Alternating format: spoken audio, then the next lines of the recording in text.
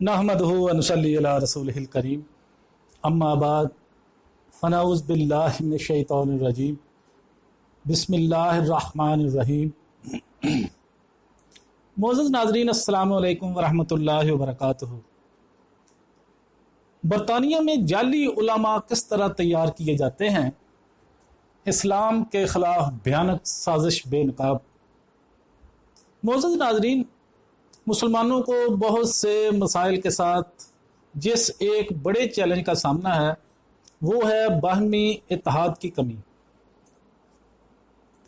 एक रसूल, एक खुदा, एक किताब, एक उम्मत, लेकिन फिर भी उम्मत इतनी पारा पारा क्यों है?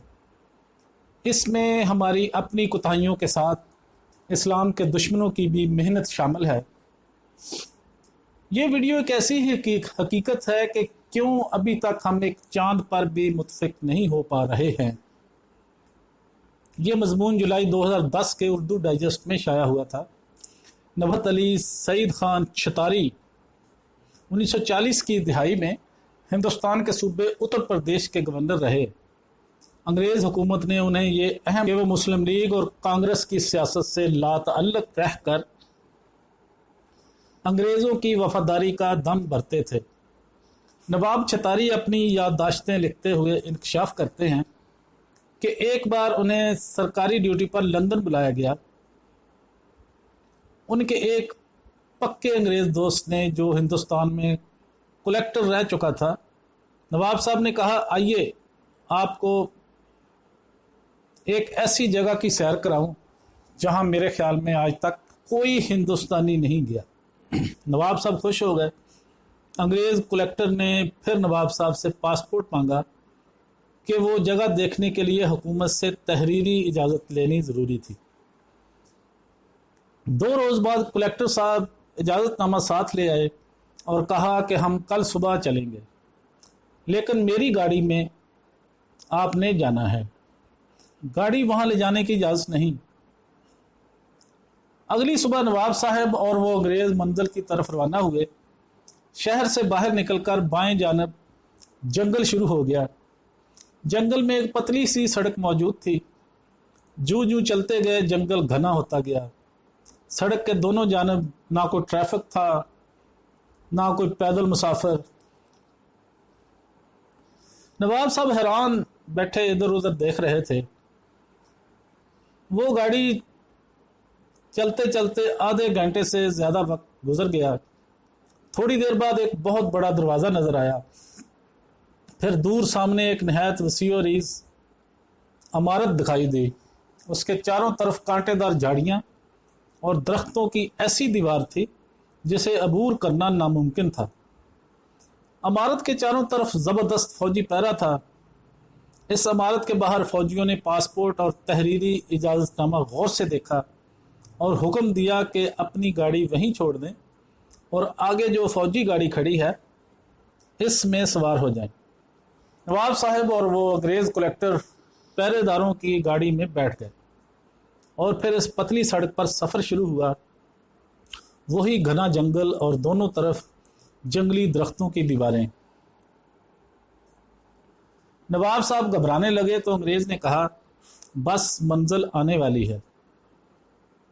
आखिर एक और सुरख पत्थर की बड़ी इमारत नजर आई तो फौजी ड्राइवर ने गाड़ी रोक दी और कहा, यहाँ से आगे आप सिर्फ पैदल जा सकते हैं। रास्ते में कलेक्टर साहब ने नवाब साहब से कहा, याद रखें कि आप यहाँ सिर्फ देखने आए हैं, बोलने या सवाल करने की बिल्कुल इजाज़त नहीं। इमारत के शुरू में दालान था, इसके पीछे मुतअद्दिद कमरे थे। दालान में दाखिल हुए तो एक बारिश यानी दाढ़ी वाला नौजवान अरबी कपड़े पहने, सर पर अरबी रुमाल लपेटे एक कमरे से निकला। दूसरे कमरे से ऐसे ही 2 नौजवान निकले। पहले ने अरबी लहजे में अस्सलाम वालेकुम कहा, दूसरे ने वालेकुम अस्सलाम, क्या हाल है। नवाब साहब ये मंजर देखकर हैरान रह गए। कुछ पूछना चाहते थे लेकिन अंग्रेज़ ने फ़ौरन इशारे से मना कर दिया। चलते चलते एक कमरे के दरवाजे पर पहुंचे। देखा कि अंदर मस्जिद जैसा फर्श बिछा है। عربی لباس میں ملبوس متعدد طلبہ فرش پر بیٹھے ہیں۔ ان کے سامنے استاد بالکل اسی طرح بیٹھے سبق پڑھا رہے ہیں جیسے اسلامی مدرسوں میں پڑھاتے ہیں۔ طلبہ عربی اور کبھی انگریزی میں استاد سے سوال بھی کرتے۔ نواب صاحب نے دیکھا کہ کسی کمرے میں قرآن کا درس ہو رہا ہے، کسی جگہ بخاری کا درس دیا جا رہا ہے اور کہیں مسلم شریف کا۔ ایک کمرے میں مسلمانوں اور مسیحیوں کے درمیان مناظرہ ہو رہا تھا، ایک اور کمرے میں فقہی مسائل پر بات ہو رہی تھی۔ سب سے بڑے کمرے میں قرآن مجید کا ترجمہ مختلف زبانوں میں سکھایا جا رہا تھا۔ انہوں نے نوٹ کیا کہ ہر جگہ باریک مسائل پر زور ہے، مثلا وضو، روزے، نماز اور سجدہ سہو کے مسائل، وراثت اور ذات کے جھگڑے، لباس اور داڑھی کی وضاحت، چاند کا نظر آنا، غسل خانے کے آداب، حج کے مناسک، بکرا دمبا کیسا ہو، چھری کیسی ہو، دمبا حلال ہے یا حرام، حج بدل اور قضا نمازوں کی بحث ہو رہی تھی۔ عید کا دن کیسے طے کیا جائے اور حج کا کیسے، پتلون پہننا جائز ہے یا ناجائز، عورت کی پاکی کے جھگڑے، امام کے پیچھے سورۃ فاتحہ پڑھی جائے یا نہیں، تراویحاں 8 ہیں یا 20 وغیرہ۔ ایک استاد نے سوال کیا، پہلے عربی پھر انگریزی اور آخر میں نہایت شستہ اردو میں، جماعت اب یہ بتائے کہ جادو، نظر بد، تعویذ، گنڈا، اسیب کا سایہ برحق ہے یا نہیں۔ 35-40 کی جماعت بیک آواز پہلے انگریزی میں اور پھر عربی میں یہی جواب دیا اور اردو میں بھی۔